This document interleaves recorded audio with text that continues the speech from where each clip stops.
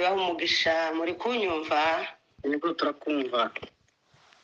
Reka dutangire dusoma ijambo ryacu twahawe, rwandiko rwa mbere Pawulo yandikiye Timoteyo, igice cya 4 n'umurongo wa 12.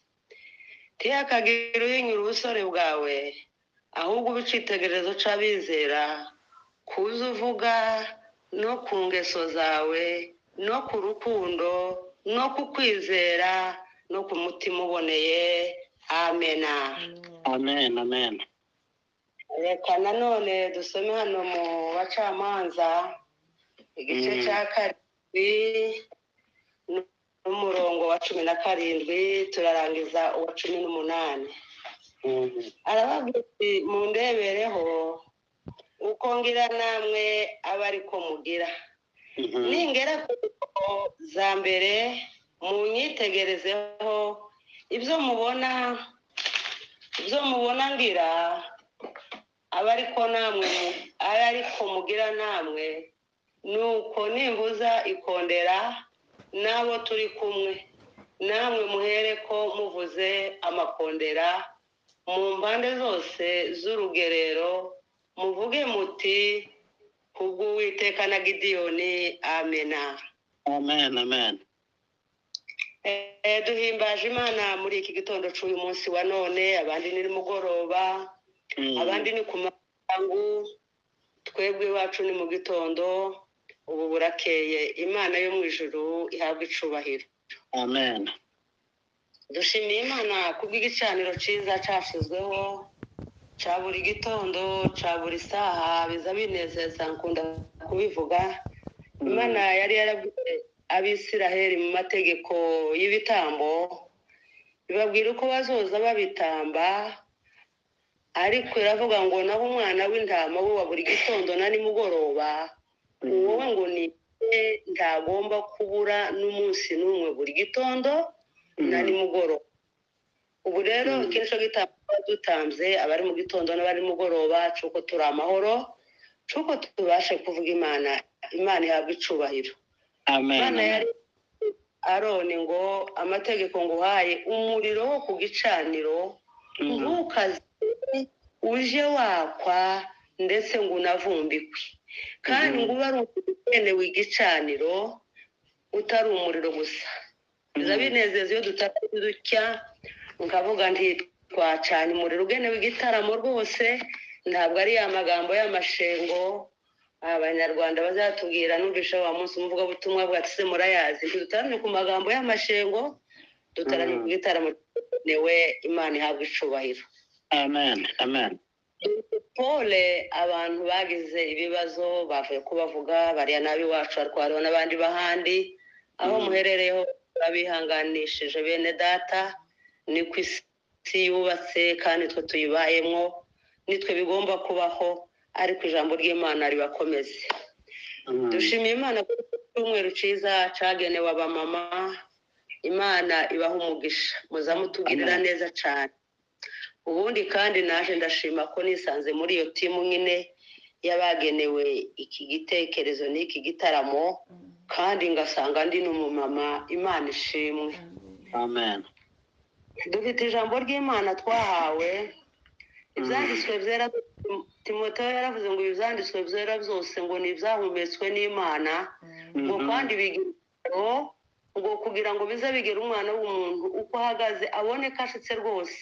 Aya magambo rero ni mazima, nayo kutugera, nayo kudukosora, kandi buri jambo rigira umunsi waryo ryagenewe. Iri rero ndi ryagenewe muri iki gihe. Imana ihabwa icubahiro. Amen.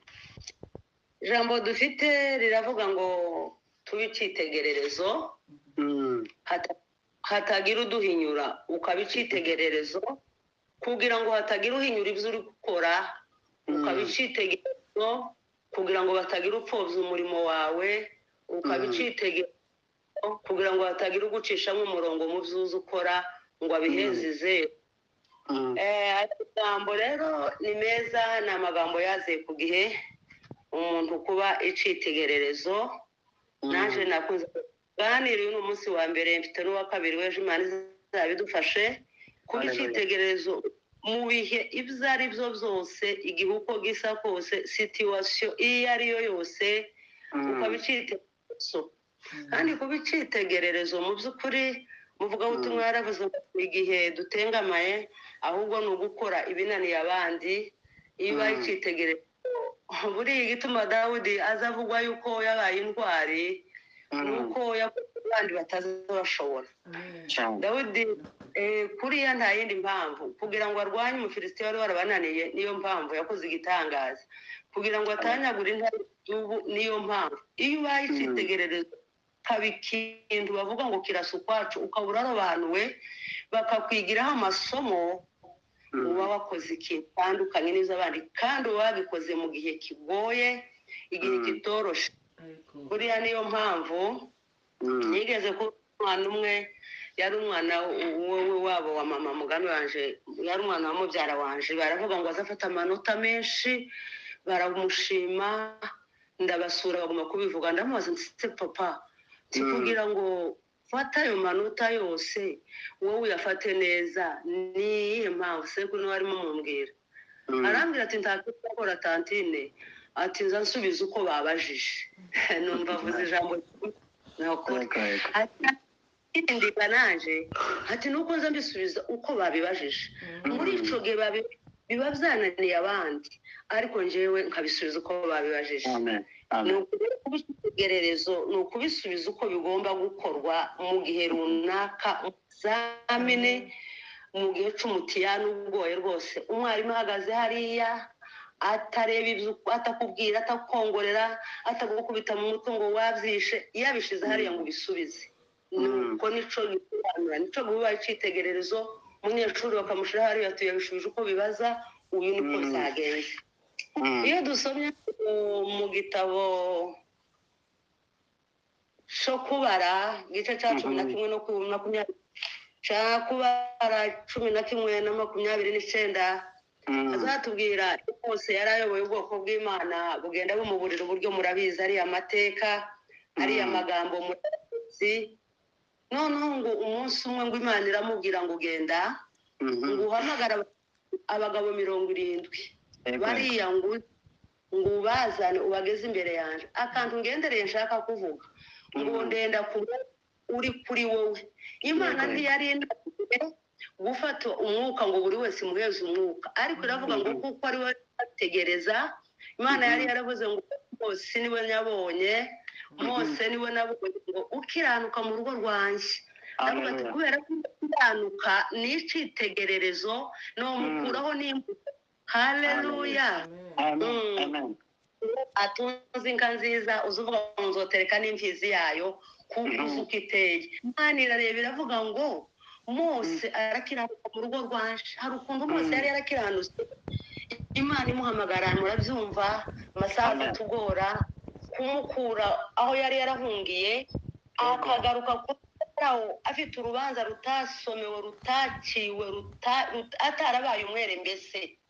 agahagarara Farawo ntabwo byari bimworoheye kumubwira ngo nashobora ubwoko bw'Imana abuja ahantu hatagira inzira, ntabwo byari byose. Imana ngo imwitegereze, iravuga ngo umuntu n'icyitegererezo, nomukuraho umwuka wiwe, nomukuraho icororo, nomukuraho imbuto.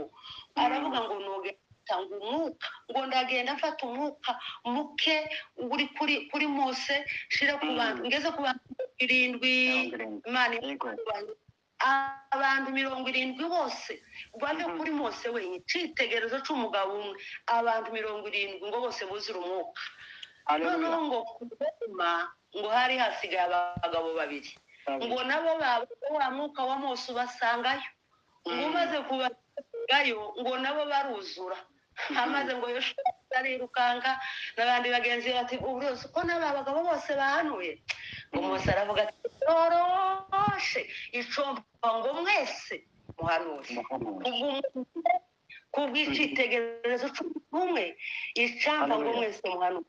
suko Mose yari suko Mose yari ashoreye abantu boroshe, suko yari atenganye, suko yaraguwe, suko yari kwakomerwa amashi, buri gihe yahushwaga guterwa amabuye, ariko nanone agakomeza akabicitegererezo. Yobu yaravuze ngo nzakomeza inyangamugayo uko bizoba bisa kose, uziriye nzoguma mba inyangamugayo. Kubicitegererezo ni ukubikora uko Imana ishaka, warangiza ugahindura. Umuririmbyi yarahakanye aravuga ngo neno na nyimbo havitatosha kuamsha dhambi bali mwenendo ulio safi. Uramwitegereza ibona ngo arakiranuka mu makuru yayo, ndavuga ngo sinozana iyindi myuka itazabavangira, reka ngende nkora ku mwuka wose gake gake. Abagabo bose 70 Haleluya. Kubicitegererezo mose, kubicitegererezo nicyo ni kimwe cyakaho. Mu bukene ukabicitegerezo, mu magambo ukabicitegerezo, mu bihe byahindutse ukabicitegerezo, mu ndwara ukabicitegerezo, ukabicitegerezo. Ba Daniel bakibaye mu bunyage n'abandi. Twasomye amagambo y'Imana hano mu gitabo cy'abacamanza. Nshaka kuvuga kubicitegererezo atari igihe cyiza gusa, ari uko gusuba wubaha Imana. Impamvu hari ibigendererwa. Amen. Mu gihe cy'abacamanza murabizi ko bari baragize ibibazo, ilikuwa maisha ya kupanda na kushuka. Abisirayeli bagenda bazimana, Imana ikabamanura, bagakora ibyaha ikabamanura, bagacumura karindwi ikabagirira. Murabizi ibyo. Muri iki gitabo cy'abacamanza hazatera ubwoba icyo gihe ngo ijambo ry'Imana ryari ricecetswe, inzira nziza zacibwagamo, abantu bari bicaye mu misibikira. Nuko umunsi umwe Gideyoni arahaguruka ngo aragenda yunguba, agenda ngo gushaka ingano. Hari genza ntekereza avuze ngo yarimo asekura, kabona nyine twari nko gushaka nk'agafu k'igikoma kuko ntamure yari yububye yarushe. Aragenda ngo arimo asekura za ngano, marayika w'Uwiteka usanga mu bihe bigoye, mu ikondisiyo ariyo yose, baramubwira ati yewe wa munyembaraga we ngiye kugutuma. Ibyo batangira kwisobanura, arahakana. Tuvuge ibimenyetso yasabye kuko umwanya waturenga, batangire guhana, atangira kwisobanura. Kubicitegereza ko baravutse mu muryango ukomeye, kubicitegereza ko wahawe amajwi menshi, kubicitegereza ku giti cyawe. Noneho ngo amaze kumubwira gutyo ngo aramubwira ati wa marayika we wabiyobewe, ntabwo ndi n'umunyembaraga. Iyo mba umunyembaraga kusi ko tuba tumeze, kusi ko tumeze. Muririmbyi we yaravuze ngo nikifanywa kama takataka yanipasa kupendeza Bwana. Iyo mba umunyembase mbanye ubuvuze ahangaha, atereka ngubwira intege nke zanje. Ijambo rya mbere mvuka mwa Manase, turabene. Manase ni wa mwana wa Yosefu wavukanaga Efurayimu. Amateka ya Yosefu murayazi ko yari yashatse n'umunyamahanga, ko yahuye n'ibibazo. Jewe nkavuka mwa Manase. Muribuka umunsi Yakobo yari kwatanga imigisha, Yakobo ngo aje gutanga imigisha, Yosefu niwe wari Manase niwe wari imfura, ariko akabushanya amaboko, kandi ukuboko kw'iburyo niko kwari ukw'imbaraga. Ngo akabushanya mwa Manase yaguma kuba akabushanya amaboko rwose. Se akavuga ati dore wabyisha toya, niko nabishatse. Imbaraga zikeya kwa Manase, ati turabakene, twebwe ndi turakomeye, ni ngaho tutubatse izina. Ati cyaka utamenye jewe ndi bucura. Kenshi abana babukunda kubaseka.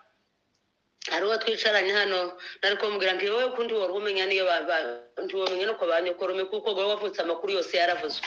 Murabizi umwana wabucura nyina gatse nyuma, ariko Imana yo ntizi babucura, ntizigendera muri ibyo, izayitegereza umuntu wo bicitegerereza. Ati wewe genda n'izo mbaraga nuko uri bucura, ntaco nkuje, genda n'izo mbaraga.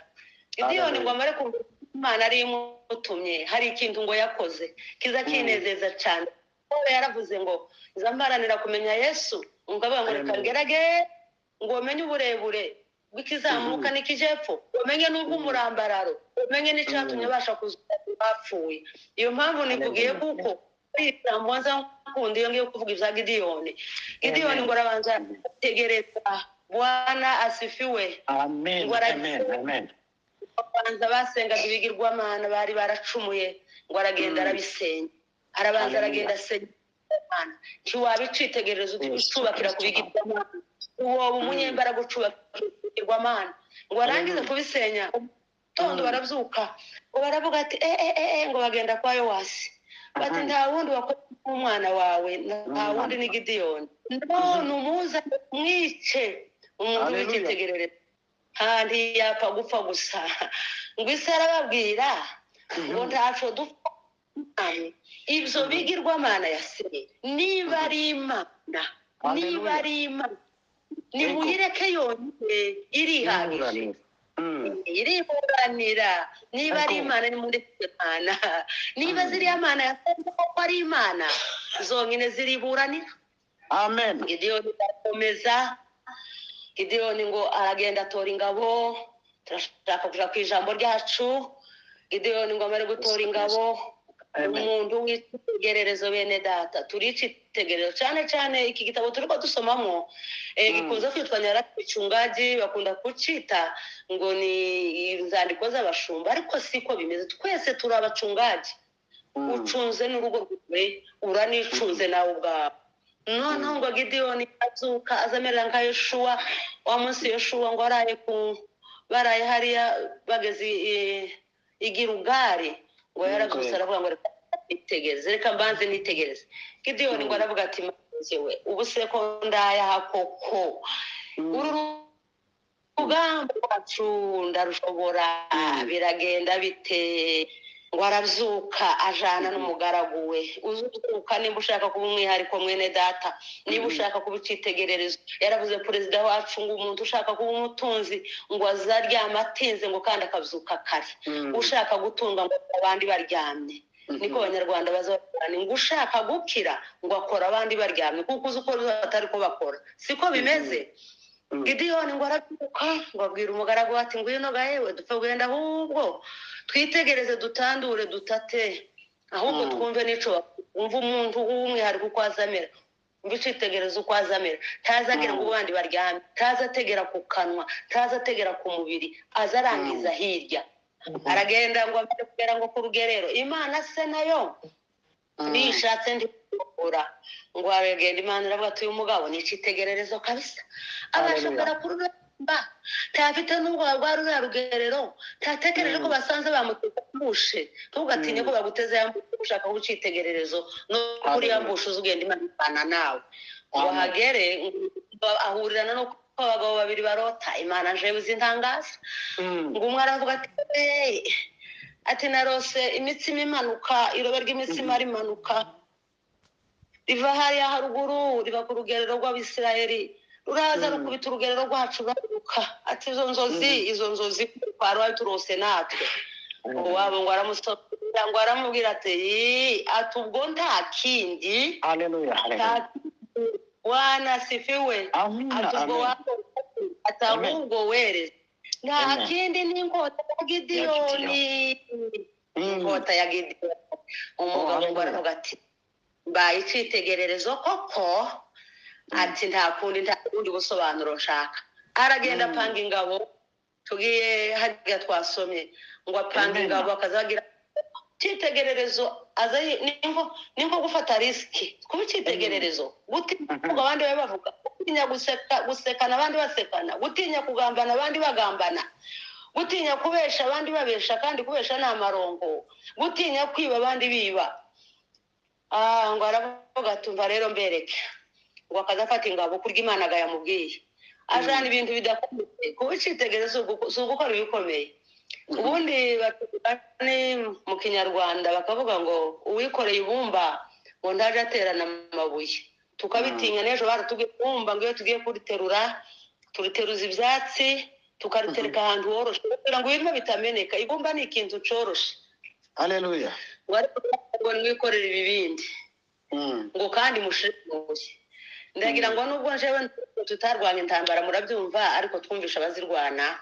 Nta muntu wajaga batururi, nta muntu waja kurara ku irondo ngo ashika cyane ikombe nta muntu waza gujana itoshe oya bakajana ibintu bitangaje ikimuri kandi ngo arangije kubabwira gutyo ababwira ijambo ryacu turiho arababwira ngo ibi birarangiye ariko njewe ubwanjye reka tubazanye ngo se wowe ubwawe ese umwuka urimo wotuma abantu buzura umwuka ese umwuka ukurimo ukora wohindura abantu cyangwa umwuka wawe wowe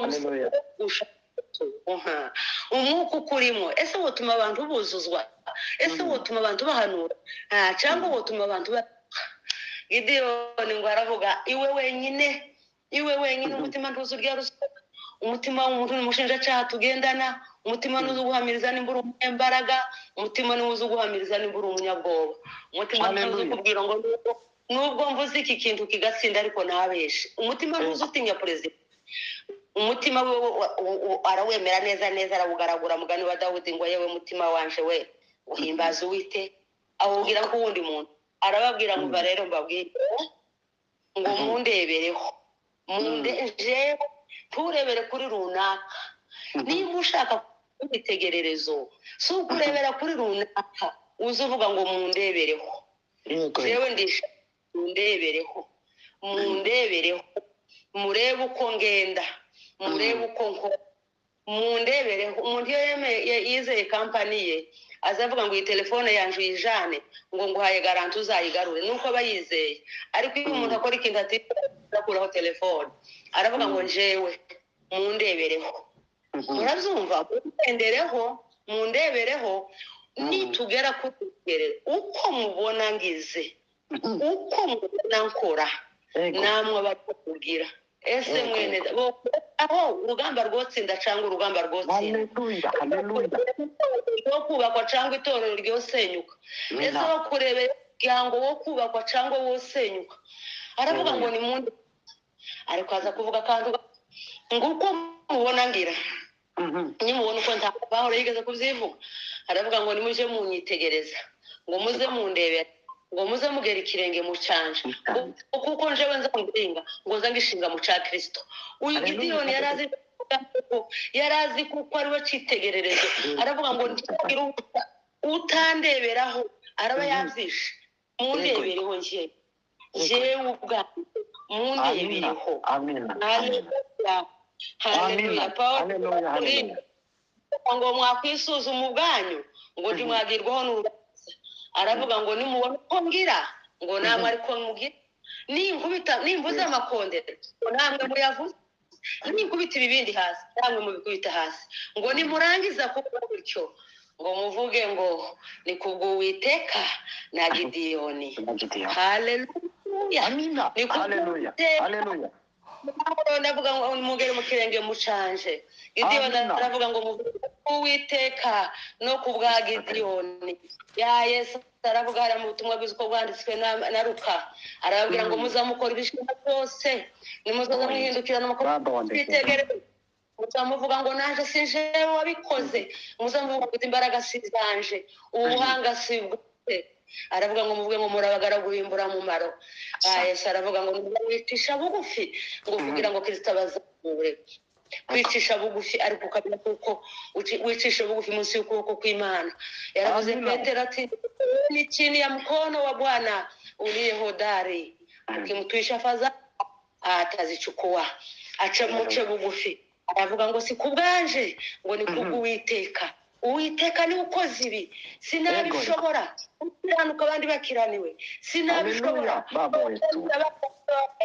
sinabishobora kwihanganira abandi batazabihanganira sinabishobora kurwaho umwuka wotuma n'abandi bahanura ni kubw'Uwiteka na Gideyoni ngo nimara kuvuga Uwiteka na Gideyoni ibikurikira rero muravyumva twasomye amagambo y'Imana insanganyamatsiko muri bitabo insanganyamatsiko nziza ivuga ngo ntiyagira uhinga ubutore bwawe ayo magambo yavuze Paulo amaze guhinduka yagiye ashinga amatorero aragenda agera hirya no hino ariko cyane ari igitangaza agera abandi bataza bagera ayajana mu banyamahanga cyitegererezo tuzakigeraho abatagera, akaja no mu banyamahanga nta nene, ariko agira neza.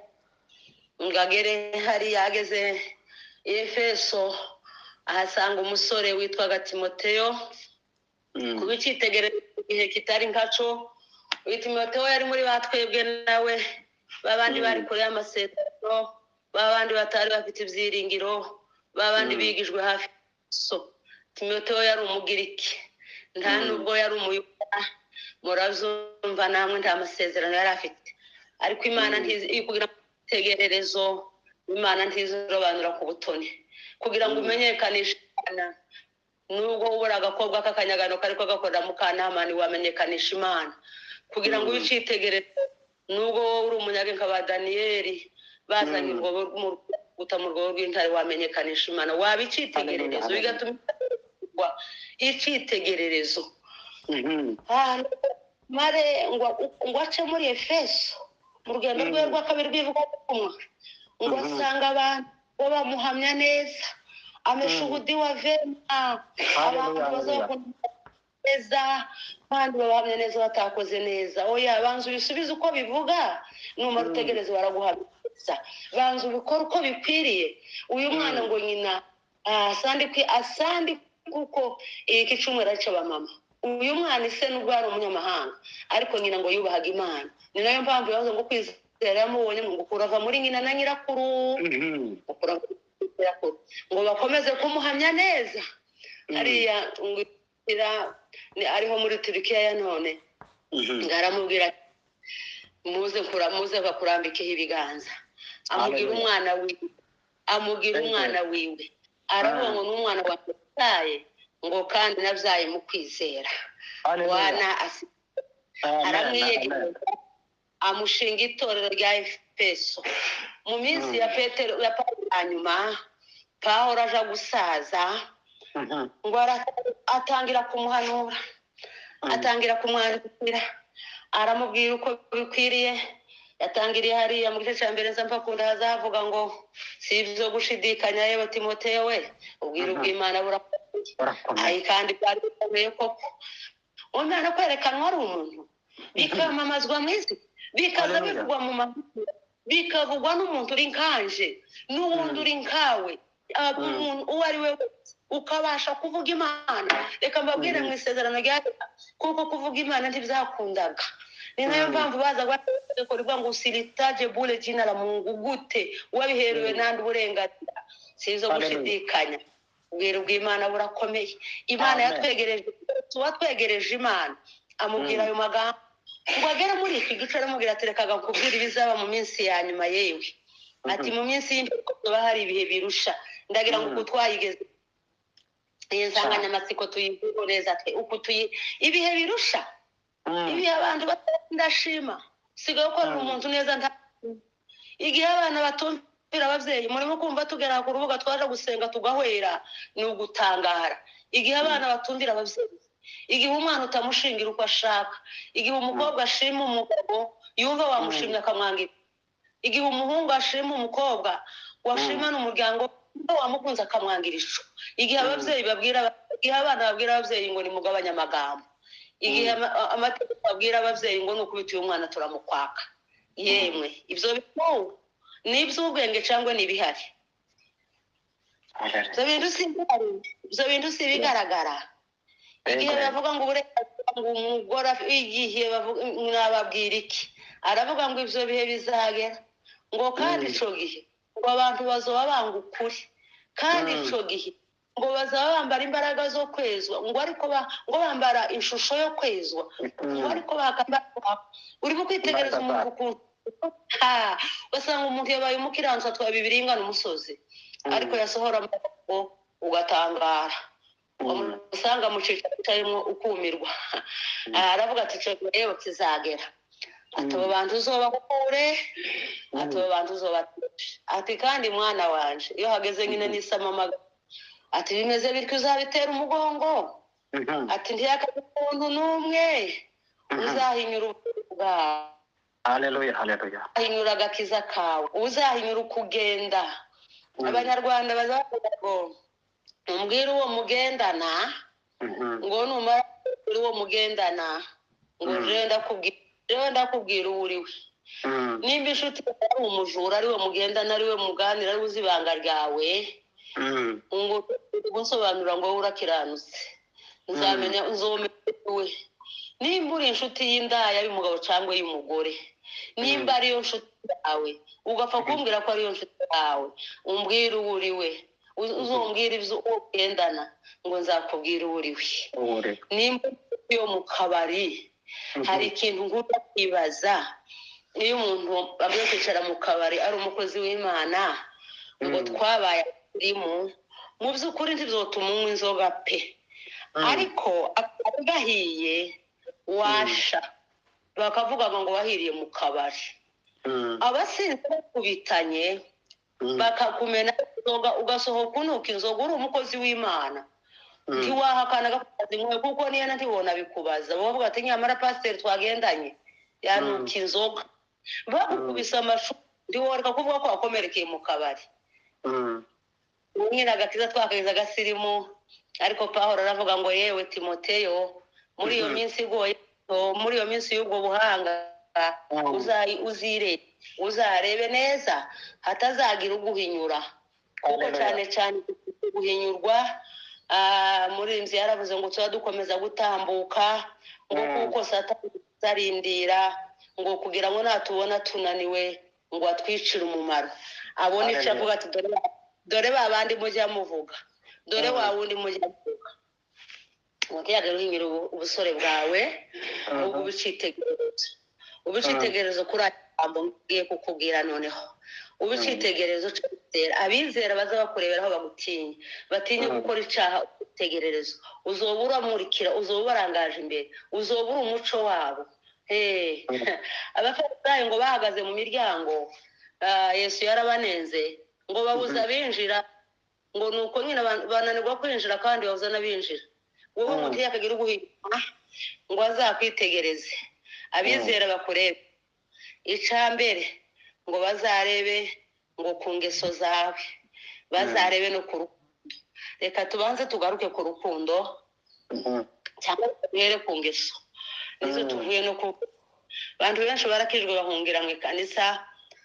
Umupfura yaravuze ngo habe no gukizwa ngo cyane so kugira ngo atazarimbuka, ngo nukugira ngo atari watazayatapanya. Mbese atereka mpungire mu ejo ntazomwe izinka zanje cyangwa izifaranga zanje. Abantu barahunga ingeso zirayoberana. Imbuto ejo batubwiye ngo impano n'impano yo, ariko ngo imbuto nigoye, kandi mu by'ukuri nizo zazigora. Ingeso abo zirayoberana. Mu isezerano rya kera ijambo rivuga ngo ntibakarye inyamaswa zizira, bakaba inyamaswa zimwe zabacanze, bakavuga ngo ntibakarye ingurube, kandi ngo bakajya barya urukwavu, ngo kuko urukwavu rugira ikirenge gisa nk'icyakabwa, rugira ijanja. Ingurube nayo ikagira akarenge gasa n'ak'inyana. Ubumve ukuntu bicanganikishije. Bari baremerewe kurya ikasi inzara sinzi imeze nk'inka. Ingurube amaguru yayo ayinka, ariko ibyiriye ntizayuza. Ico ngico kiba umugayo uri nk'uwimbwa. Aho urukwavu rukuza rukarimina ibyo rwariye rukaza rubigarura rukabikanje, ariko yariho kandagiye kigasa nanone nakabwa. Izo nyamaswa zizira kandi zari zifitemo agasate. Niko abantu benshi bameze mu ngeso.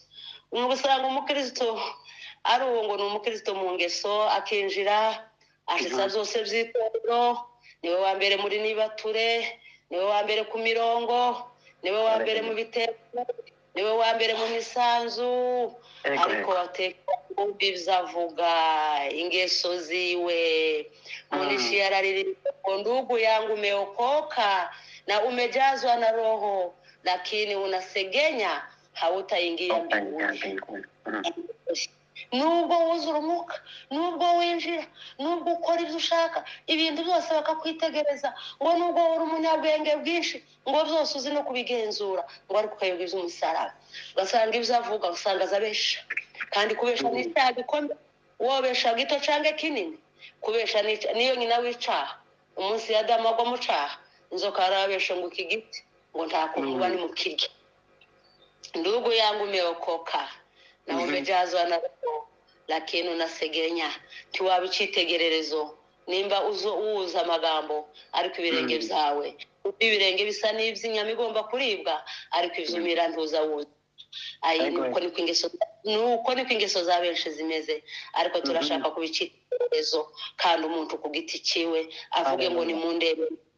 Aravuga ngo no ku rukundo rutaryarya habaye igitangaza, kandi mu by'ukuri muri Bibiliya Imana ntiyanga abapagani, Imana yanga indyarya. Yanga indyarya kuko indyarya igitangaza cyarabaye. Umuntu akaba yarakuryarya ntagushaka, ukamuhamagara kuri telefone kwitaba inza mbibona, Imana izabindinde.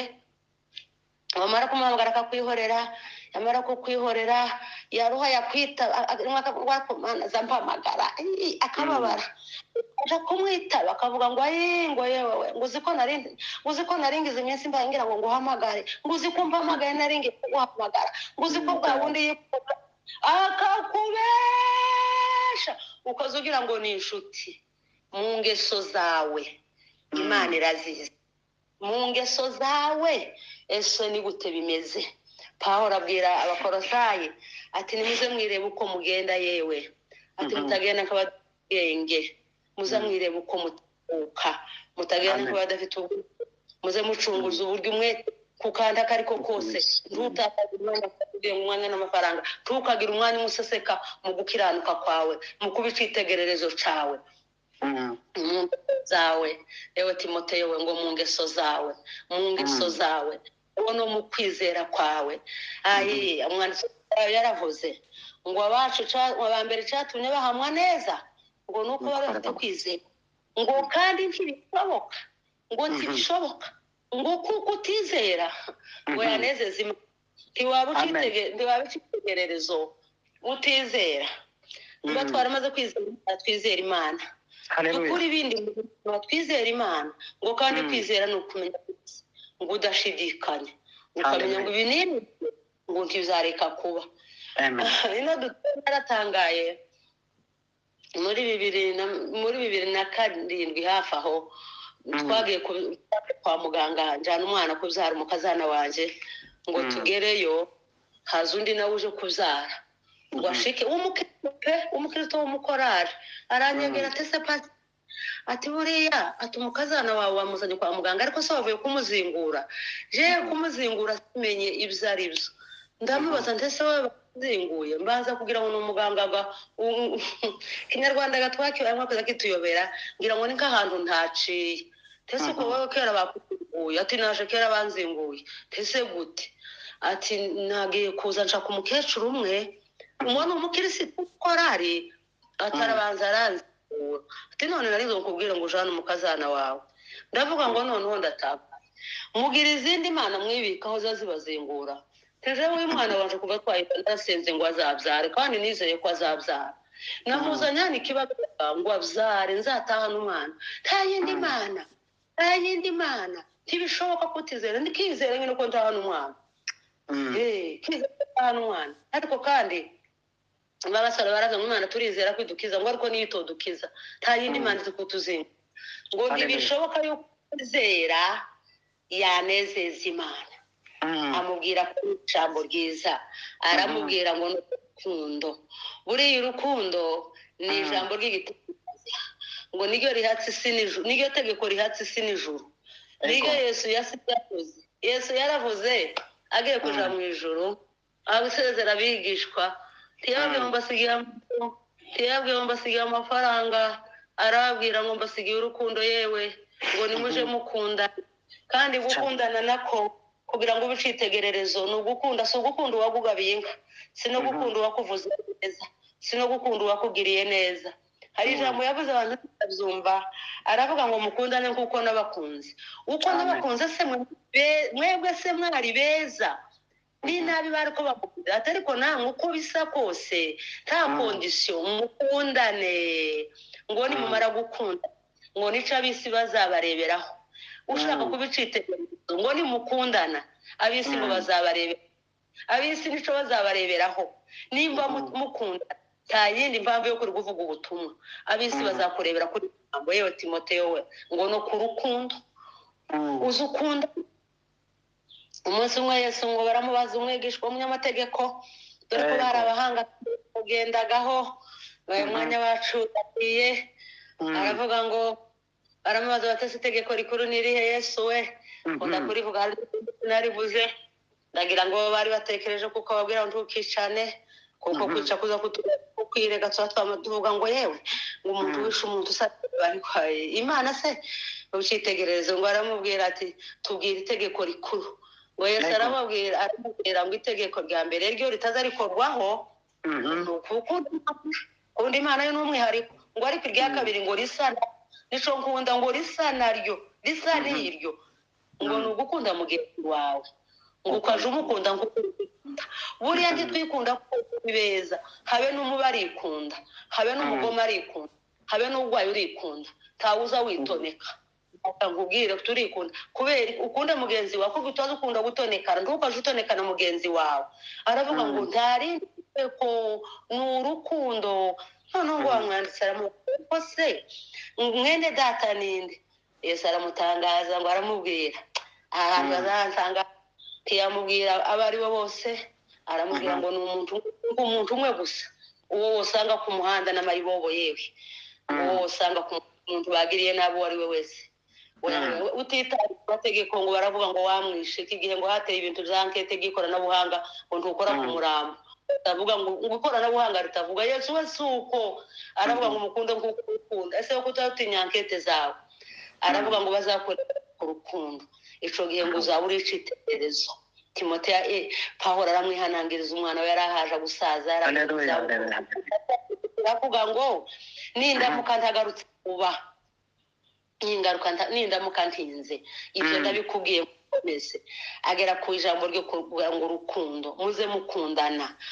Turi hirya no Pawulo yarahakanye, aravuga ngo nubwo noza mvuga indimi z'abantu kazanyuzamo, ukazamvuga indimi z'abamarayika, ukazamenya n'ibyo byose abantu bagenda bashaka ngo azanje byose, nubwo womenye ibihishwe byose, yewe ngo ukazubasha no gukuraho imisozi, ukazuritura imisozi, ugatsinda n'intambara zawe, ibyo byose ngo ukazubikwa, ngo ukageraho wemera kwita undi muntu, ngo ugatanga ubutunzi bwawe bakaburya, ariko ngo wamara ukita wawe ngushe, ariko kinyume cha upendo, ngo ariko udafite urukundo ngo ntacomba nje ndi pamoja na buri uri nkabige barimo kutubwira ngo promotion zataye umwanya nayo abari amata nk'ayandi, ariko bakavuga ngo yatakaje bakabishira kuri promo. Ubu uri umuntu ukora ngo kabige baje guteza, aravuga ngo ntacomba ndico, aravuga ngo bazakureba no ku rukundo, kugira ngo bicitegerereze, ngo bazakurebera ku rukundo.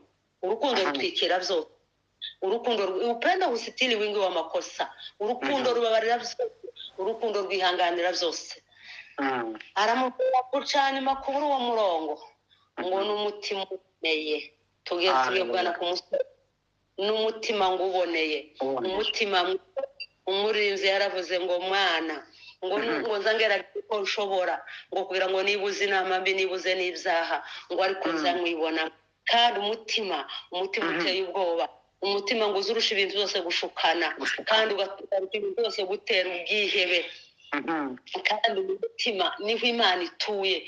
Nza ntangara ukuntu Imana yavuze ngo ntiyoba mu nzu yubatswe kandi nziza nini, ariko ngo ntiyoyigwamo, ariko ngo igakwirwa mu mutima. Ravuga ngo uzugiraga n'umutima uboneye, ngo kuko umutima uboneye wa mbere baratubwiye ngo aheri wenyine safi, umutima uboneye ngo nibo bazabona Imana. ngo muri umutima wera ngo ndawushaka kurutaho, uzaganagurwa hose, ngo n'umuntu ndetse nawe ngo ibyaha byanje bizabirimburwa, ngo nzakira ibyaha birimburwa, ariko ngo cane ngo ninezwe umutima. Iyo wajejwe umutima nibwo tuba twunguka n'ubwenge, tukaba abahanga, tujiji, tuba abapfu, kuko ijambo ry'Imana rivuga ngo umuntu ijambo akarikomeza ngo uwo ni umunyabwenge. Aramubwira ngo kugira ngo ubicitegererezo ngo nuko wogira n'umutima baza bakwitegereza. Uwo muvugabutumwa wa mbere aravuga ngo nunahindukira ngo mu bitugu byawe ngo baze bahabona Imana. Haleluya. Nubumbura kawe bumva Imana, nuvugana n'abababaye ngo bishime, uzugira umutima uboneye. Imana itura mu mutima bene da.